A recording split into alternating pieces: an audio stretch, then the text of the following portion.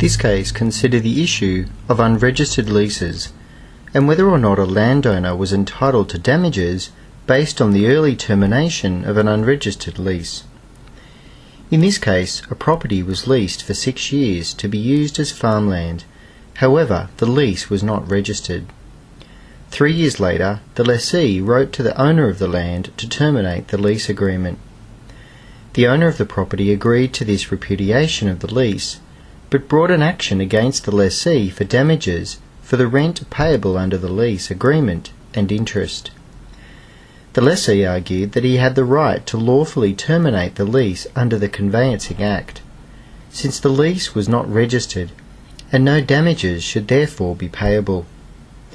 He argued that it was sufficient that he gave notice as provided for in the Conveyancing Act, and that he could not be sued for what he was lawfully entitled to do.